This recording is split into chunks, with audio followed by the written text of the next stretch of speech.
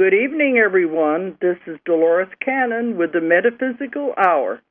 And we are live tonight. I know we have been gone, and there's been shows out of the archives. This is August the 2nd, 2013. Don't look at me. She doesn't know what day. Julia's here, too. But it's August the 2nd, 2013. Then they know it's supposed to be live if I give that date. So we're going to be live for the whole month of August now. Okay.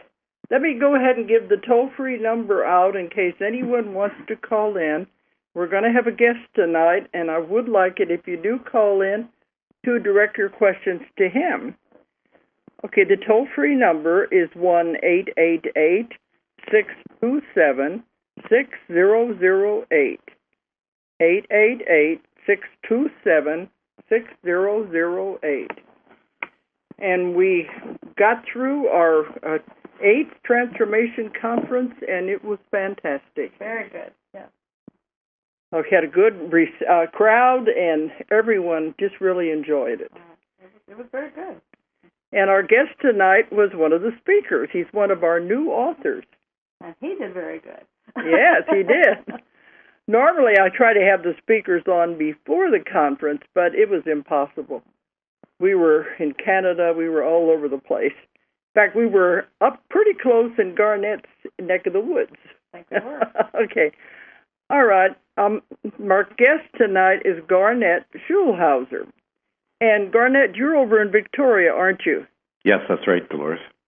Uh-huh. We were in Edmonton, which is over that way. It's not too far away, and Edmonton's just about 200 miles north of Calgary, where I spent most of my life. So, yeah, you were in my neck of the woods for sure. Yeah, we had to transfer planes in Calgary. Right, we did. Yeah. Uh-huh. But finally, we're trying to calm down now after everything and relax for a little bit, but everything is really crazy. That's what I was wondering. Have you noticed anything, Garnet? It seems like something's going on to where everything seems to be happening at once. Yeah, the pace of activity has certainly increased in my view, just from talking to people and what I read and what I see on TV. I think things are increasing. We're picking up the pace. I hope we're going in the right direction, but it certainly seems to be busier. Hope so. Well, it feels pretty crazy in the process, but that's what we feel. You know, usually we're hectic anyway, but this seems like everything coming from all different directions. It's hectic on steroids. So I'll be thinking it would calm down, but it's still kind of wild. Okay, but Garnet is one of our new authors, and he wrote the book Dancing on a Stamp. And I just think that is a really fascinating title. And I'm not going to tell you what it means right now. We'll let him do that as we go through the show. But Garnet, I always like to start by letting the guests talk about your background. Tell how you got into this and how you got started.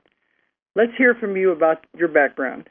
Okay, well, I was born and raised in a small farm in Saskatchewan in the Canadian prairies, and I was raised in a very religious Roman Catholic family. That was my background. And we went to church. It seemed like, to my mind, we went to church more than we did anything else. My mother was a very strong religious person, and she was very determined that her husband and her 5 children all got to heaven with her, even if she had to drag us kicking and screaming. So she was the parade marshal, so to speak, and she sort of led the way on the religious front. And I was, like any good Catholic boy, I was an altar boy in our parish church for a number of years, and we did all the things that good Catholics did, and we learned all the rules and beliefs that they taught us. Anyway, by the time I hit my teenage years, though, I was getting a little skeptical about some of their rules and beliefs, which didn't make any sense to me. And then I sort of, as I went through to my 30s, I sort of slowly drifted away from what I was taught. Probably by my late 30s, I had sort of rejected or a lot of what they had taught me, and I was sort of in no man's land. I had rejected one set of beliefs, but I hadn't found anything else to replace it. So I was casting about looking for answers to all the questions that I've been asking throughout my life that most adults ask at one point or another. You know, all the eternal questions like, who am I, why am I here, what's my purpose, and what happens to me after I die. And I hadn't sort of found any answers that really satisfied me until one day I met a homeless man on the street whose name was Albert, who gave me all the answers. And it's sort of an interesting. Do you want me to say how I met Albert? Yeah, but no, you were in the corporate world too, weren't you? Yeah. Yes. You see, when I met Albert, I was practicing law as a corporate lawyer in Calgary, in Canada, and I spent like most of my adult life there practicing law, so one day in how I met Albert, this homeless man, was just kind of an interesting story. I decided to go for a walk to get some fresh air one sunny afternoon in May. So I walked out in the street in front of our building, which is a pedestrian mall. It's close to traffic. And I was just walking down the street, my mind sort of in the clouds, as usual. And all of a sudden, this homeless man jumps out of nowhere and stops me in my tracks. Now, he looked like a very typical homeless man. He had long, greasy hair and scraggly beard, and his clothes were dirty, and they looked like they'd been slept in for weeks. And usually what I would do when I met or encountered homeless people on this mall, I just do a quick sidestep and go right around them, because usually they were asking for money. But this man was very different, because he had amazing, dazzling, sparkling blue eyes that shone like two little blue stars is the best way I can describe it. And so I stopped and I looked at this man and looked into his eyes, and his eyes were penetrating deeply inside me. I felt like he was looking right into the bottom of my soul, and that he knew everything about me, even though we'd never met before. And I felt like he knew everything I'd ever said or done in my life. And so I was standing there feeling a bit naked and exposed to this man, but I didn't feel violated, because at the same time his eyes were sending me this amazing wave of pure unconditional love that was just slowly infusing my body with just a amazing feeling of peace and security. And so it was a wonderful feeling, something I'd never encountered before. And so I was standing there like a deer caught in headlights, almost like I was in a time warp. And I had no idea how long it lasted, but I didn't care. It could have lasted forever as far as I was concerned. It was such a wonderful feeling. And then he finally just sort of broke the spell. He said to me, "Why are you here?" And then he just quickly disappeared into a nearby store. And when I finally collected my wits, I looked around and I thought, well, I better go find this guy. So I went into the store that he had gone into, and there was only one entrance and one exit. And I didn't see him come out, but he wasn't in the store anywhere. So I walked up and down that same street for a while trying to find him, but I couldn't find him. He was just totally gone. So I walked back to my office with my head in a daze, trying to figure out what had happened. Like, was this a real encounter? Was I dreaming? Who was this guy?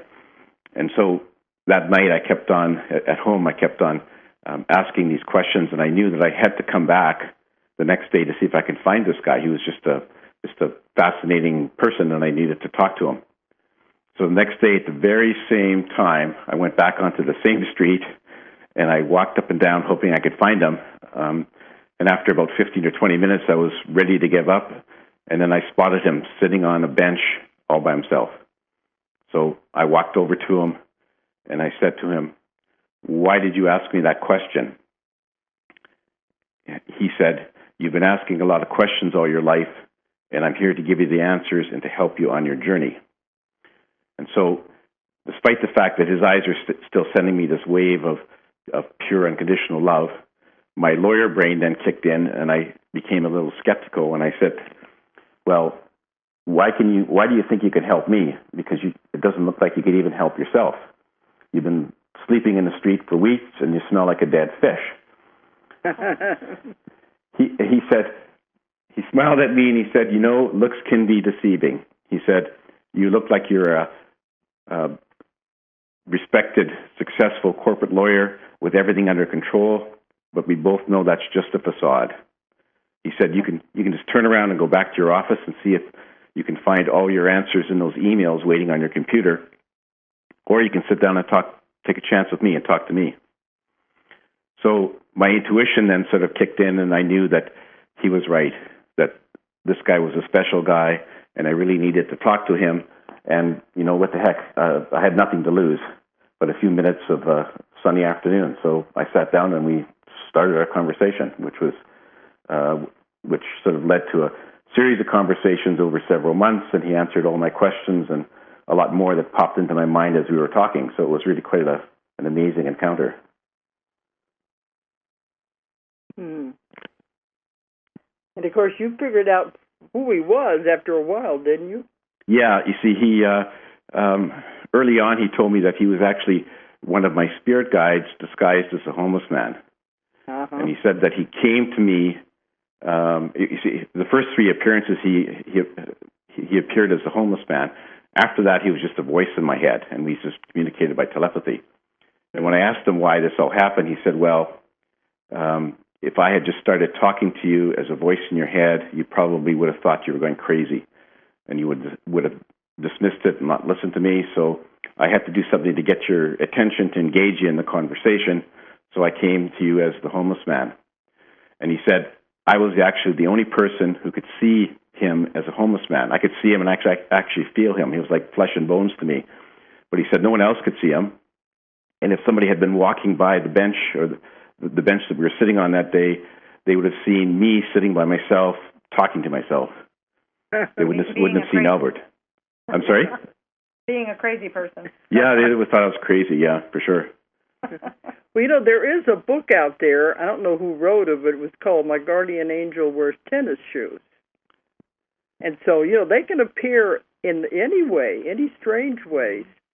People often talk about having one of them will come and save their life, and then they just suddenly disappear. So, work too, we know they can just appear in many different ways. It's not what you're really expecting. No, exactly, and sometimes they'll deliberately come in a very unusual form to grab your attention or to see how you react to them. Anyway, so this Albert was my homeless man, and he played the part very well. And I sort of now I look at homeless people in a much different way, because you never know whether one of them might be somebody who's other than who they seem to be. So. Right. Well, it says in the Bible, you never know. You may be, what they say, you may be entertaining an angel unaware. Yeah, absolutely. Yeah, yeah, that could very well be. But Albert was my angel, and he had a very good disguise as a homeless man, and we had a great series of conversations. And it was the interesting thing about Albert was that he didn't lecture or preach to me. He wasn't like sort of coming from a sermon on high to me. We just talked like we're talking right now, and he had a great sense of humor, and he'd often tease me and poke fun at me for some of the silly things I've done in my life, and it was sort of like two friends sitting down chatting over a beer. It was really quite a great conversation, and it was an amazing change for me, and that's why I wrote the book, because partway through the conversation, I said when he was telling me all these wonderful things, which just felt right to me, I said to him, Albert, what you're telling me would provide a lot of comfort to a lot of other people in the world, and you should really let them hear your message. And Albert said, well, they are going to hear it because you are going to write a book. And that was the first time it ever occurred in my life to me that I would write a book. Like, I was a lawyer, and I'm not an author, and I even said to Albert, well, I don't know, why are you picking an amateur like me to write your book? I've never written a book before. Why don't you get somebody that's accomplished, an author like Stephen King or J.K. Rowling, to write your book? But he said, well, I have my reasons, and someday I'll let you know, but in the meantime, you're it, and so stop your whining and get on with the book. Yeah. And, if you had refused, your life would have been misery. Oh, yeah. No, you see, instinctively I knew that I just had to do it. It's like, and I've learned since then that you can't win an argument with spirit. Eventually they're going to win. And so I knew that if I didn't do it, I'd regret it forever. It was one of those things I had to do. But having said that, once I started writing the book, I still had some doubts in my mind about, well, okay, I can write it, but should I actually get it published and let anybody else see it? Because I knew that there would be a lot of my former colleagues and partners in law and former clients who would wonder what I was doing when they read my book, and some of them I knew would reject what I had said, and some would think I was crazy, and I was a bit concerned about that. But I just thought after a while, well, I have to do it, and if I lose some friends because of it, let the chips fall where they may. I mean, we're all on our own journeys, and I have to be on the one that I should take, and the one that Albert has sort of pointed me towards. So I wrote the book, and and now it's published. That's right. And you did an excellent job. You would never know it was an amateur at all. It was really a good writing. Well, thank you very much. And Julie has always said, too, she knows what happens if you don't listen to them, don't pay attention. And I'm, like I was saying, I resisted so much. It was like, get somebody who knows how to do this. I was doing the same thing, and it took a long time. And then, but it's the same way. I knew I was supposed to do it, but I resisted and resisted. And I said that in my talks, they don't care who they give their assignments to. You don't have to be an artist. You don't have to be professional at this. They give it to who, I don't know how they pick them, but they just do it. So.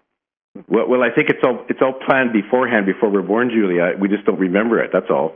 But I'm certain that with Albert and I know for sure that it was all planned. That this would happen, where it would happen, how it would happen before I was born. But of course, we forget where we came from or what was in our life plans once we're born. And so, of course, Albert knew what was coming up, but I didn't. But that's the way it is with life on Earth. You don't get to remember what you had planned to do before you were born. So. Right. I felt like I probably had a window. It was like the plan was to do this, and I had a window that it needed to be accomplished in this certain period of time, like these different things. And whenever you resist, it's like, or you had so much time, because it was just a year ago, I got the message, if you don't do this, we're going to give it to someone else. And that got my attention, and then I got it done. Yeah. So it was like, this has to be done. Now, it's either you or somebody else, but you set this out to do it. So, but yeah, well, you've come to the same conclusion that I have in my work.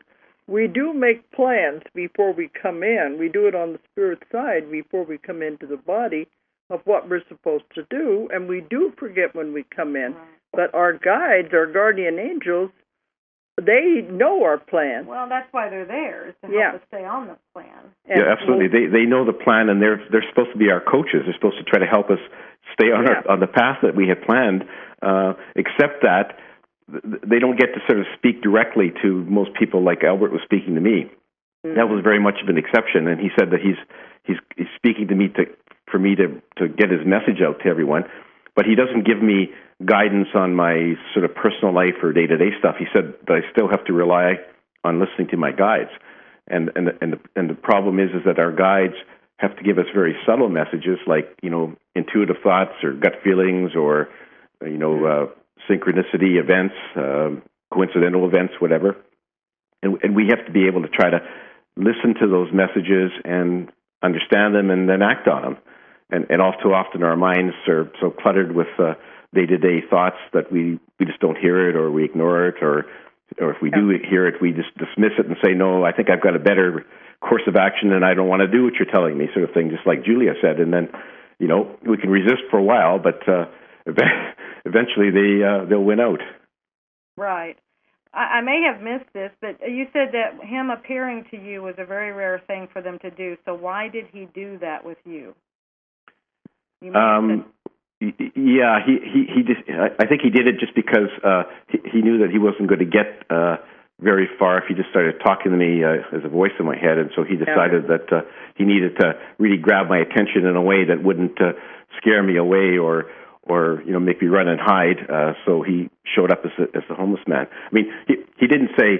There are the guides and angels who appear to people, over the time. Mankind's history, as Dolores was mentioning, and they can appear in various forms, but it's very rare. Like Albert wasn't the only case that it ever happened in. Other people have encountered angels and guides as well, but it's not really a very common thing, and it's sort of a very rare exception. And Albert was one of those occurrences for me. But in terms of my other guides, I have to. He wouldn't tell me who my other guides are, and I have to sort of try to listen for messages like everyone else in terms of what I do in my personal life. And so I have the same struggle that everyone else does, and some people hear their guides better than others, and it's just a matter of how good of a listener we are. Yeah, I always tell people, listen to those instincts, those gut feelings. But, a lot of times there could be a normal person, and just come into our life for just a little bit, and we wouldn't even know who they were. But they might appear just like a normal person. Well, and I had an instance happen, and I'm still trying to figure out why it happened. Because nothing really happened around it that I recall. But we had done, this was back when Mom was practicing her technique, so it was a long time ago. And in one of her sessions, one of her things she does is she takes you to meet your guide, a guardian angel. And so in that, I met this man who kind of like looked Indian or whatever. And he had the toga or whatever they wear, you know, and they asked his name, and his name was Maruk, M-A-R-U-K. Anyway, it goes through this whole process. Well, then right after that, I was in college, and you came down to see us in Texas, and we went to this store in this mall. And we're in this store. It's a boutique, and it's actually an Indian store. And this man comes up, and he's the storekeeper. All of a sudden, it's like there was nobody in this store. Even though you and a friend were in there, you were off someplace else. This man comes up, he's the owner, and he's talking to me about something. I don't remember what we were talking about. But then he gives me his card. I ended up buying something, but he gave me his card. Later, I looked at it because I felt this connection with this man. And I later looked at the card, and his name was Kumar, K-U-M-A-R. It was almost like the same word just moved, you know, the same letters exactly. And I got this overwhelming feeling that was my guide. But I was like, but I don't remember him saying anything that was profound or anything. I was like, but you why? did say you had a funny feeling the whole time you were with him. Right. So we never know. It can be something real subtle or real, you wouldn't even think about it later. But sometimes all those things can alter our path.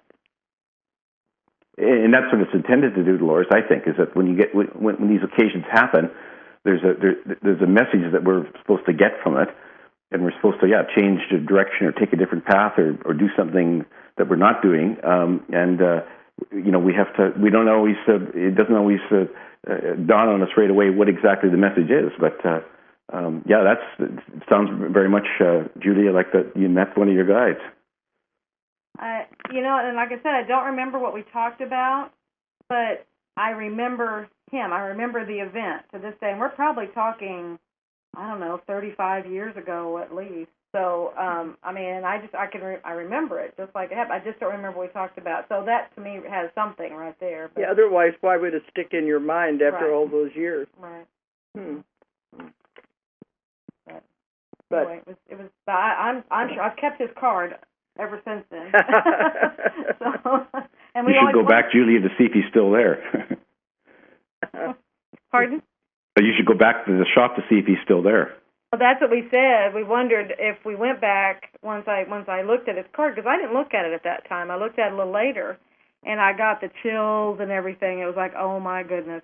And but we wondered, but we never did go back. We said, I wonder if the store is still there if we go back. That happens a lot of times. Things just disappear.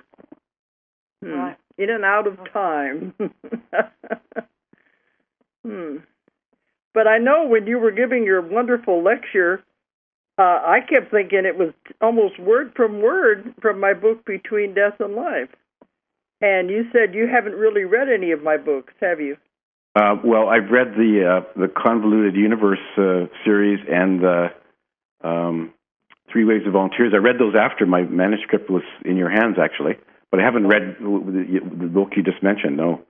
But the interesting thing is that the messages that are coming from Spirit are coming through many different ways. They come through your clients, Dolores, and they come to me through Albert, and there's a lot of different ways the messages are coming across, and I think, in my view, they seem to be increasing the pace of the messages I guess they have a reason for it, and it's but the messages seem to be fairly consistent, as you have mentioned before.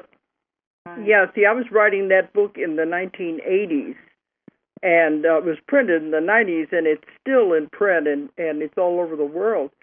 But, when they was giving me all that information about life after death and where you go, what it's like and what happens, it was, to me, startling because there wasn't anything out there at that time.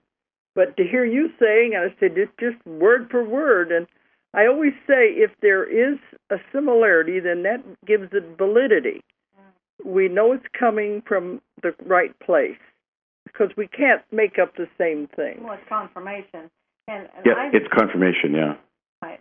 I've noticed, like you're saying, it's coming from a lot of, I feel a sense of urgency, a real sense of urgency from Spirit. It's like we have got to get, I think that's why they're putting so many messages through so many different people.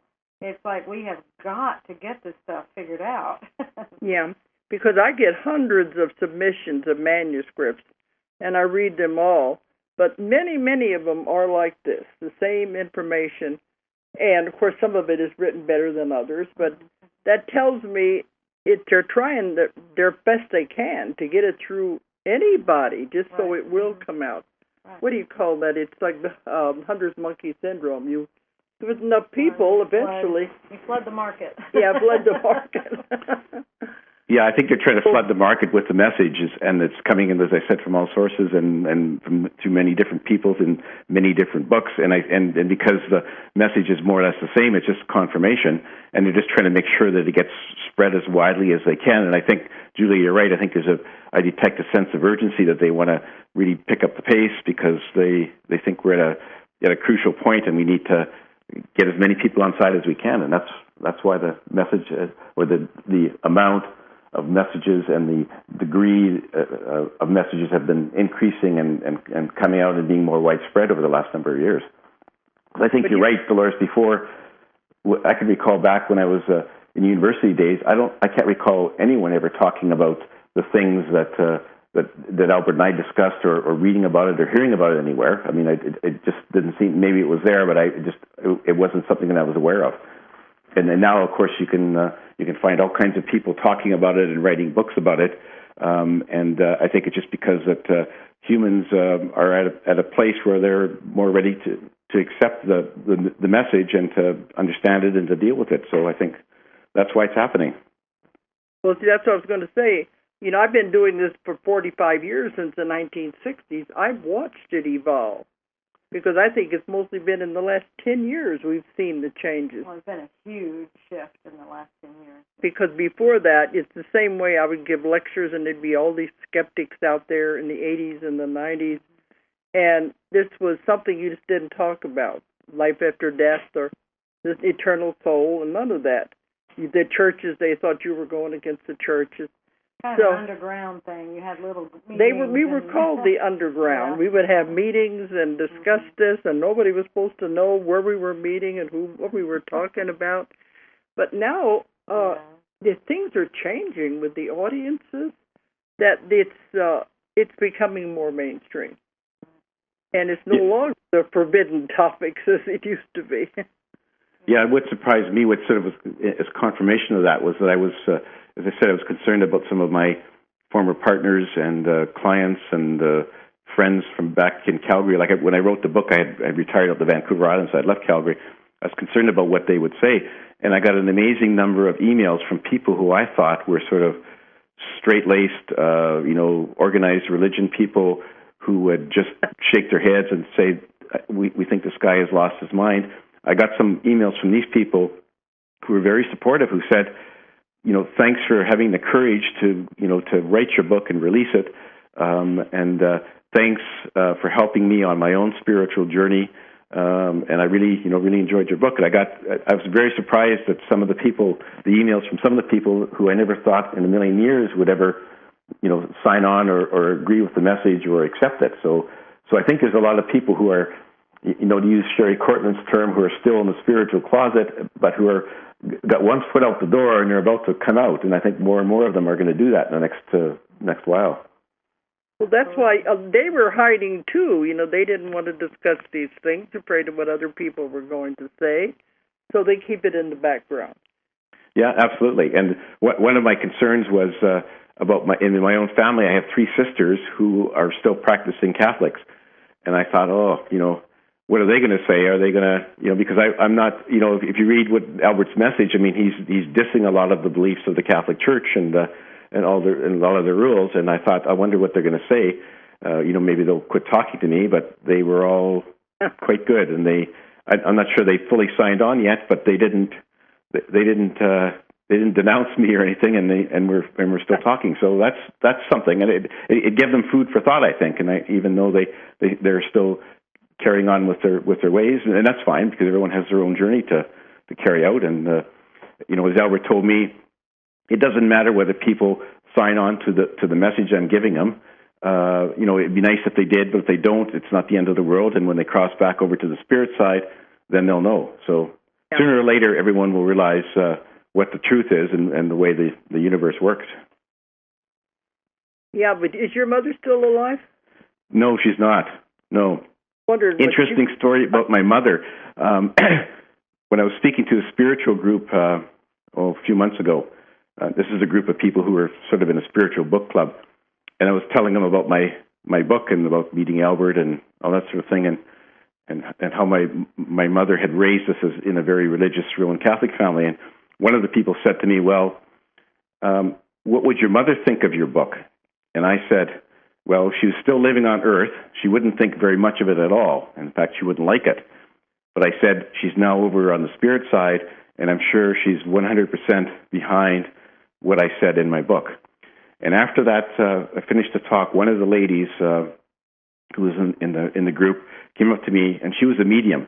And she said, when you were telling the story about your mother and whether she'd like the book or not, your mother appeared behind you, and she was giving you 2 thumbs up as you were talking, which made me feel good.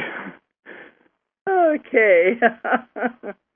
But to be able to show you the difference, though, when I got into this in the 1960s, nobody was discussing anything. There was no New Age. There was no metaphysics. Hardly anybody in the Western world believed in reincarnation. I got into all of that. And I was teaching Sunday school in the Protestant church and singing in the choir, all of that. They put me out of the church because they thought I was having seances and talking to the dead. So that shows you how far we have come. That would have meant you were talking to the devil. So. Oh, yeah, they thought I was working with the devil for sure. Yeah, and a few centuries earlier, you might have been burnt at the stake for doing that. Definitely. We have progressed a lot, and we still have a ways to go, but there's more and more people who are just accepting it, and I think it's probably because in a lot of cases, they're rejecting the organized religion they grew up with and looking for something new to replace it. And, if the new message coming out is, my view, a way better message, it's a message of love and hope, and it's a message that doesn't have guilt and fear built into it like a lot of religions use to try to control people. Because, as Albert said, the source or God doesn't control what happens to us on earth. It doesn't choose our lives for us because we do that ourselves, and we're not judged or punished after we die. We all go back to the spirit side, and so that to a lot of people is a lot of comfort and relief. It's like now I don't have to worry about going to hell after I die because I'm going back to the same place as I came from, and I can keep on coming back until I learn all my lessons, and that's very comforting to a lot of people. Yeah, and to me, what I found, it's a very loving message, and I wish the churches would teach these things because there is a lot of hope in it. People wouldn't be so afraid. Well, when I was in nursing and I would work intensive care, I'd work these, and I'd see people, they're dying, and they are scared to death because they are so afraid of what's going to happen and everything, and that's purely because of the church and because of the religion, and it ingrained that so severely. These people were petrified, and that's sad. And you said they lived a good life, but they were, because they weren't perfect, they were going to hell. Yeah, they were going to hell. They all knew they did something. Everybody's done something. And no matter how good life they lived, they still did something. Well, I could certainly equate with that, Julia, because I remember when I was a youngster, even at that stage of being afraid of dying and going to hell and all that sort of thing, and that just all came from the church, which I don't think makes any sense it makes no sense to scare adults, never mind young children, but that's sort of the atmosphere that we grew up in and what they were trying to get across to us. If we can scare these guys enough, they will follow our rules. But it's not worth it because people shouldn't fear death. They should just look at it as a transition, a doorway to another place. Well, in my book, I say they're just going home. Yeah, it is home. Yeah, Yeah, and the other thing that people that grew up with religion who are still hanging on to it, that they find disturbing, is the fact that, as Albert said, is that everyone goes back to the spirit side. Everyone goes home, no matter what you did on earth. So even the murderers and the terrorists, they all end up back on the spirit side. And people will say, well, how is it fair that the bad guys go to heaven after they die? That's not fair. And Albert's answer is, well, life on earth is, you won't understand it till you get back there, but it's like a play, and it's like, if you're playing the part of somebody who has to stab another actor in the play, well, when the play's over, you don't get arrested by the police because they know it's not real, and it's like life on earth. It's not really real, and it's like a play. And when you get back to the spirit side, everyone says, okay, well, you played that part, and I played this part, and now let's get our heads together and plan our next lives. That's the way you look at it when you're back there. Here, you don't understand it, which is the problem. Love the analogy. I love the analogy of the police coming in and arresting you. Okay. Well, that's what I'm always telling people in my therapy work, too, is everybody has bad things happen in their life. That's what life's all about. We're in a school here. We're learning lessons. And I tell them, did you learn anything from the bad experience? And if you learned one thing, then that was the reason for you experiencing that. It's part of the lesson. And sometimes they'll say, well, I didn't learn anything. It was just a bad experience. And if they think that way, well, guess what? They got to come back and take that class over again. They didn't pass it. Yeah, you got to keep on, They can look at it like that. What did I learn? That was the reason I planned that circumstance. Of course, that makes them take responsibility, and they don't like that. That's a scary thing for some people. Well, and the thing is, when you realize that, then you have to sort of acknowledge that you're never a victim. You can't say that you're a victim of the arbitrary universe or some God that's doing things to you. I mean, you create your own reality. I mean, you write your script before you're born, and then as you're here at your free will actions, you sort of continually change the script and rewrite it, and you just create your own reality. And so you don't have no one to blame for the bad experiences in your life. It's something that you wrote into your script and something that you caused when you reacted to what happened to you. Because part of your reality is how you react to the events. You can react positively, or you can be negative about it, and you can see the glass half full or half empty. And so that's how you create your reality. And if you want to be happy, you can be happy. If you want to be miserable, you can be miserable. And that's whatever happens to you. You can have the same. You have the same choice. Yeah, you're doing it to yourself. That's what I tell people.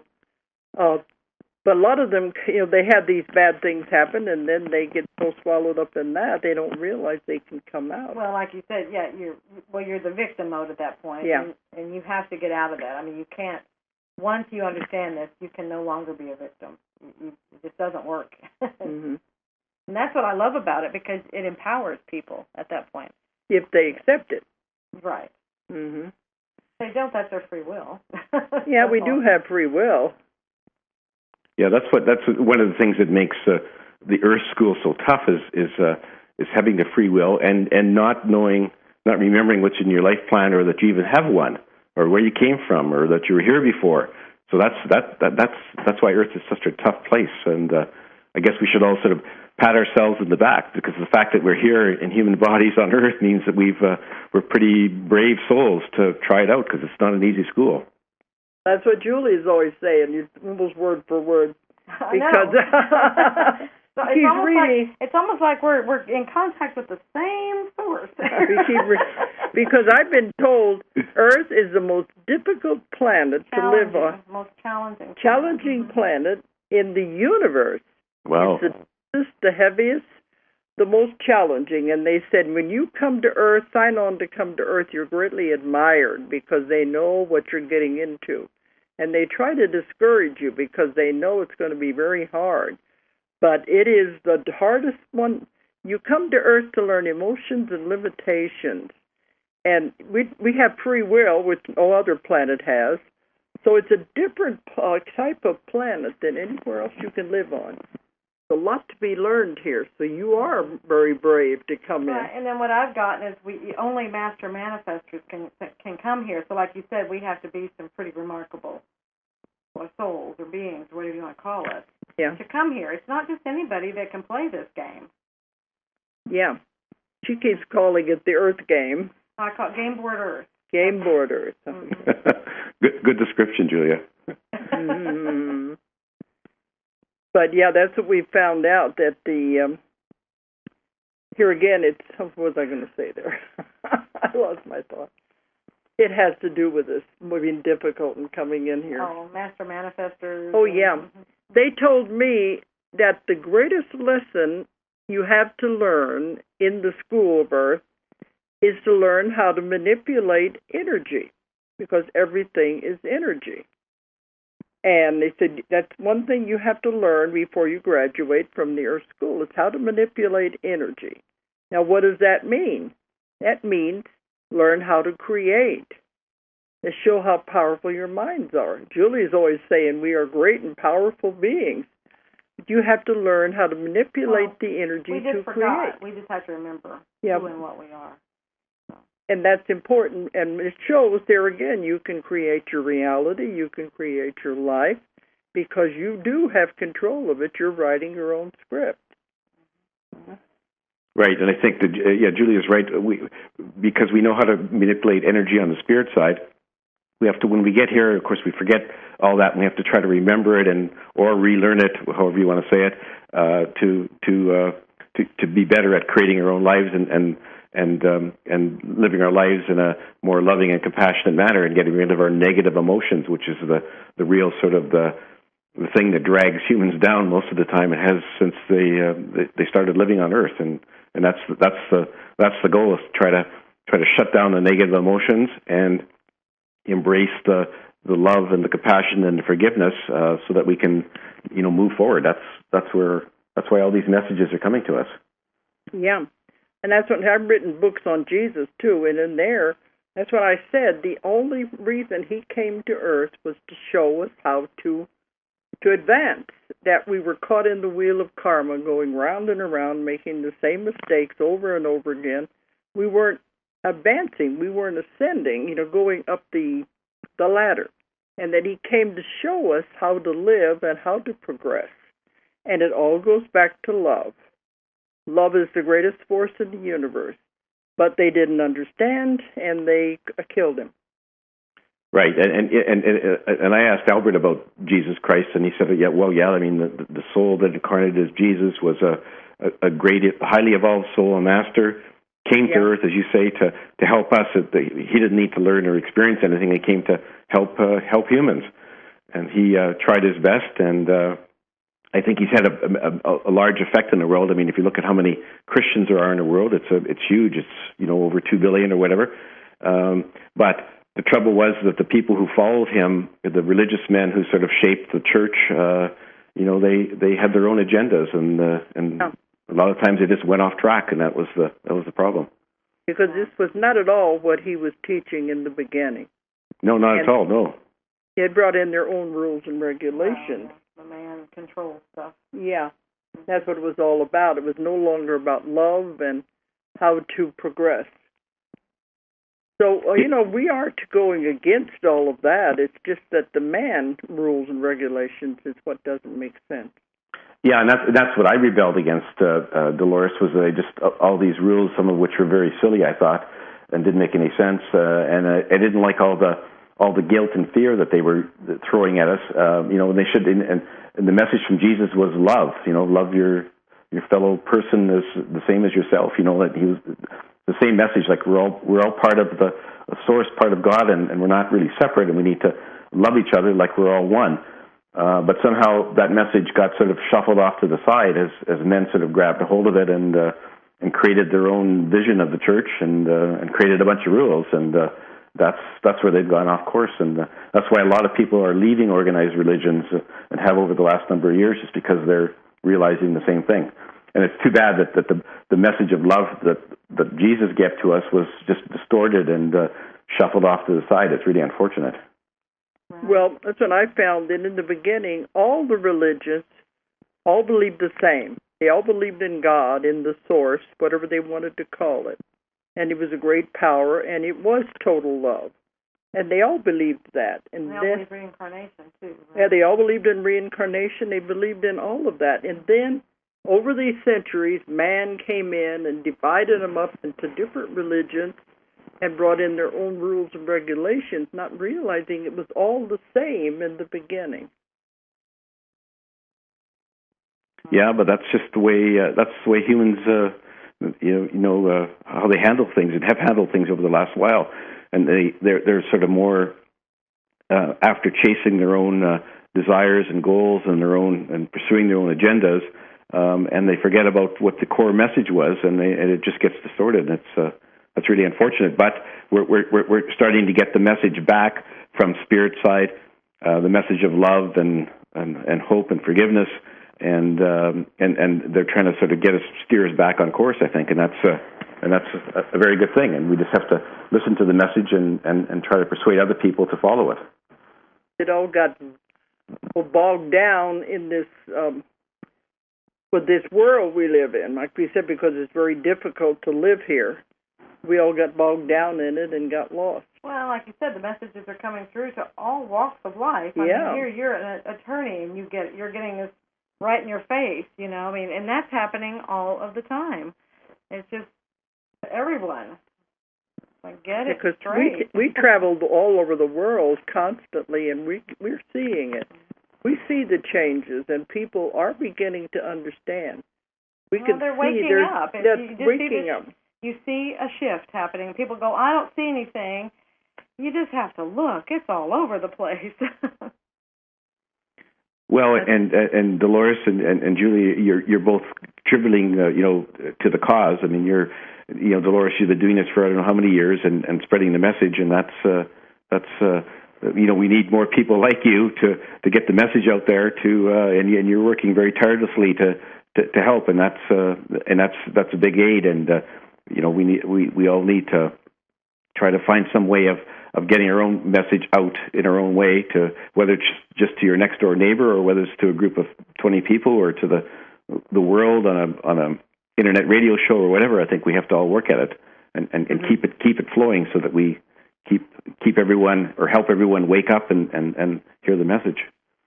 But they said, in my work, we're not out to convert anybody, because if they're not ready to listen, it just goes right over their head. And that we wait, we have the answers, and whenever they begin asking the right questions, then we have the answers to give them. But we're not supposed to go out and try to convert anybody or change their lives. That's not what it's about. I say we drop crumbs, and if they pick up the crumbs, then we know they're interested. Right, but somebody has to be in the vanguard to drop the crumbs so that the people who are ready can follow the trail, right? Yeah. Absolutely. Yeah, and that's why I think that the message is coming to people like you and Julia and myself and a lot of other people to use your analogy, we're there to be dropping the crumbs so that people who are ready to be awakened can pick up the trail and follow along. Yeah, I say we give them a spoonful, digest this, then we'll give you another spoonful. But you can't just give them the whole loaf of bread. They won't understand, and they won't even listen. Well, and like you're saying, Garnet, like where you were coming from, I mean, you have recovering religious, groups, recovering Catholics and everything. These beliefs have been so indoctrinated. That's a lot to work through to even think of anything different. Oh yeah, no. We were force fed this from the time we were just youngsters and all the way through, and it's really hard to shake that. I mean, and even though you have doubts about it, always at least in the back of my mind, I was going through this slow rejection of the beliefs. Was that, well, what if they are right, and what if I will go to hell if I don't sort of follow the rules and I don't go to church on Sunday?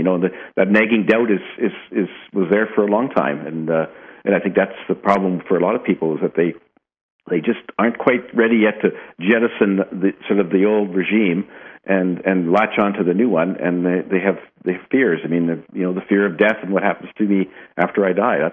That's always there, I guess. That reminds me of something that happened to me. I think it was something that needed to happen because at a point where my belief, I guess I needed to have my own belief system, because at that point I was believing what Mom was doing. I was believing it because what she was doing. I didn't have my own set of beliefs, and I had someone was determined to save me, and so they brought me, and they were just telling me how bad everything I was doing was, and I mean they were making me question everything myself. And what if this is all wrong? Like you're saying, that's where I think that's a natural thing. You go, what if they're right? What if all of this is wrong? And so it made me completely question everything. And so I think I had to completely tear down that belief structure and start over with my own, so that it was solid for me, not basing it on anybody else's say-so. And now it's unshakable because I know. Well, in the beginning, it was the same way. This little voice in the back of my head kept saying, this is heresy. You can't talk like this, because it is ingrained in us. Well, we're coming down to the wire. Garnet, I want you to tell them what the title of the book means, Dancing on a Stamp. Well, it's interesting. It arose in one of the conversations I was having with Albert, and he said to me, one of the problems that you've had with your life is that you've spent too much of your time dancing on a stamp. And I said, well, what do you mean by dancing on a stamp? And he said, well, imagine that you're in the middle of a big, beautiful ballroom, and the band is playing great dance music, and everyone's up and dancing, and they're swirling all around and enjoying the dance floor and enjoying the music. And he said, but you spent too much of your time standing on one spot, like you have leg shackles on, and you need to quit dancing on a stamp. And so that phrase kept on sticking in my mind. And when I finished my manuscript and I was looking for a title for the book, that phrase kept on popping up because it's kind of an unusual phrase. And so I said to Albert, what if I use for my title for my book, Dancing on a Stamp? And he said, sounds good, go for it. And so that's where the title came from. Well, that was intriguing to me. Okay, well, Garnet, before we go off, tell people if anybody wants to contact you about the book, or about they just want to email you or talk to you, how can they get a hold of you? Well, they can email. I have a website. It's simple. It's dancingonastamp.com, and on there is my email address, which is just contact@dancingonastamp.com. So I'd be happy to hear from people, emails, and I always respond to them all. I haven't gotten so many so far that I can't, but I try to respond to them all. I'd be happy to hear from them. And on my website, there's a bunch of links for where they can click on to buy the book, including the Ozark Mountain page and some of the online sites. So if they can't find it in a bricks and mortar store, they can certainly get it online. And I'd be happy to hear from anyone out there who's listening. Okay. And once you open that door, then you begin to get a lot of mail. We get so much respond to them anymore, but I try to read everything anyway. But you're starting out. You're going to get to that point. And one thing I liked about you, Garnet, you're very approachable. So I want to put that out there, that nobody needs to be afraid of you. You're very approachable. You're easy to talk to. Don't think thank you. He's a lawyer. He's very down to earth. Yeah, well, I remember my roots, and I grew up in a small farm in the prairies in Canada, so you never sort of forget that. And so I try to be approachable, and I welcome all the comments, and I'm delighted to hear from people. Okay. Well, thanks for coming on tonight. Oh, you're quite welcome. Thank you for inviting me. Okay. Well, it's time to sign off now, so good night, everyone, and thanks for listening. Good night. If you enjoyed the show, check out more of our other videos, and be sure to subscribe and click the like button. Thank you for listening to the Metaphysical Hour with Dolores Cannon.